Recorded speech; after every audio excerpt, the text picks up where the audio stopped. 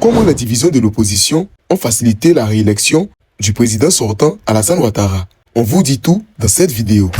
L'élection présidentielle de 2025 en Côte d'Ivoire a été une nouvelle démonstration de force pour le président sortant Alassane Ouattara. Pourtant, ce succès n'est pas uniquement le fruit de sa popularité ou de sa machine politique, mais aussi des erreurs accumulées par une opposition fragmentée et paralysée par des ambitions personnelles. Aveuglée par des batailles personnalisées, souvent marquées par des rancunes et des stratégies de vengeance, l'opposition ivoirienne a échoué à présenter un front uni et cohérent. La conséquence a été l'ouverture d'un boulevard vers la réélection du président sortant.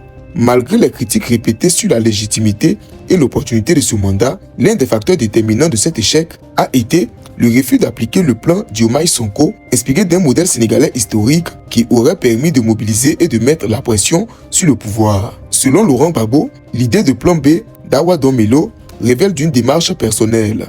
Dombello n'a jamais soumis son idée à débat au sein du parti. Quand il dit avoir consulté, il dit « Mais moi, il ne m'a jamais tout dit. C'est venu de lui seul. Je ne sais pas. Lui et certains de ses amis, peut-être. Mais en tout cas, ça n'a pas été un débat au sein du parti, a-t-il déclaré. L'ancien président insiste sur le fait que la proposition de Dombello n'a jamais été intégrée dans les discussions officielles du PPACI et qu'il s'agit d'une initiative individuelle. La politique de la chaise vide, adoptée par certains acteurs de l'opposition, a contredit ce plan et affaibli la mobilisation populaire. La peur de la répression a également joué contre l'opposition. Le manque de courage de certains cadres à se constituer prisonniers politiques dans un chemin collectif et médiatisé a été une occasion ratée de contester le pouvoir de manière symbolique et efficace. Les divisions internes ont encore aggravé la situation. Les tensions entre anciens alliés, les réconciliations tardives, les attaques personnelles, la candidature concurrente de certains leaders et l'incapacité à mobiliser des représentants dans chaque bureau de vote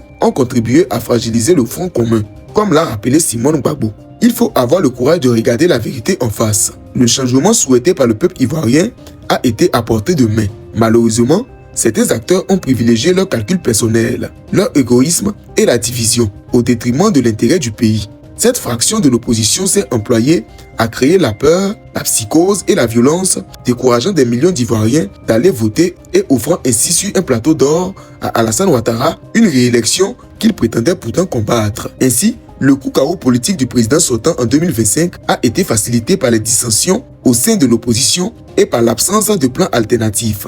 Avec les législatives à venir, l'opposition risque de voir son rêve de freiner la course historique d'Alassane Ouattara au sommet de l'État s'éloigner définitivement.